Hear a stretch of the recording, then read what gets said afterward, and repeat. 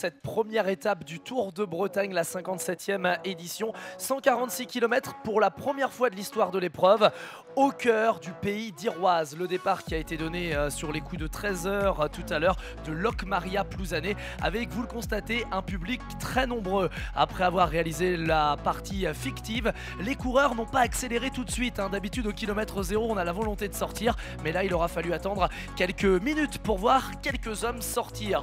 Au final, une petite échappée se forme avec une vingtaine de secondes d'avance, mais très vite, le peloton revient. De nombreuses chutes, quelques tensions aussi arrivent au sein de ce peloton. Et puis, au bout de 25 km, sort une échappée de 4 coureurs, 4 concurrents, dont Robin Lenné qui emmène le groupe à ce moment-là, le coureur de Créactuel, Marie Morin U22. On retrouvait aussi la présence d'André Remsky, le coureur kazakh, avec la présence de Martin Hansen, le coureur du Noix, et Michael Guichard, le coureur de Morbihan.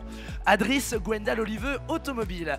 Derrière, le peloton va être amené par plusieurs formations. La formation Arkea BNB Hotel. Vous avez vu aussi la formation, donc on le disait, des différents leaders, que ce soit Alpecin de Koninck Développement, mais aussi d'autres formations comme UnoX. Les coureurs vont profiter du littoral à l'avant. Ils vont compter jusqu'à 4 minutes et 10 secondes d'avance sur le peloton qui va être donc amené pendant la majorité du temps par l'équipe Alpecin de Koninck Développement. Cette formation va faire réduire l'écart jusqu'à 1 minute 30.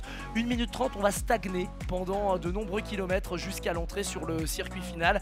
Les 4 hommes n'ont jamais vraiment roulé pour la victoire, mais plus pour se partager les différents classements annexes, à l'image de Robin Lenné qui décrochera le maillot de meilleur grimpeur. À l'entrée sur le circuit final, c'est une nouvelle course qui débute avec les garçons de Saint-Michel-Mavic, Aubert 93, qui vont accélérer, prendre la place en tête de peloton pour essayer de contrôler au fur et à mesure, pour éviter que des garçons ne sortent à l'avant. Et on va voir que ça va être difficile de sortir, sauf pour ce monsieur Léo Danès, le coureur finistérien du CIC Unant Atlantique, qui sera rejoint par un autre Léo, le coureur Léo Van Belle, pour la formation Team Vispa In The Bike. Les coureurs vont aller gratter jusqu'à 30 secondes, mais malheureusement ils vont vite être rejoints par les grandes cuisses du peloton, qui vont se disputer un superbe sprint, et ça va être lancé de très très loin. Et dès le début, on va le constater, Thierry, ce sprint va être maîtrisé de main de maître par le leader de la formation Lidl Trek.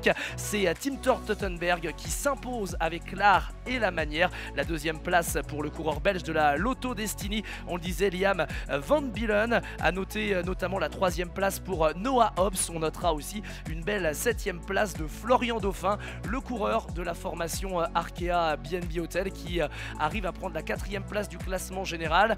Pour les Bretons, c'est mitigé pour la formation Arkea, parce qu'il y a eu la chute du co-leader quand même, Pierre Thierry, un fait marquant de la journée, qui aura réussi à rejoindre le peloton avec, on va dire, de la casse. On fera le point avec lui évidemment demain pour savoir comment la nuit s'est passée pour lui.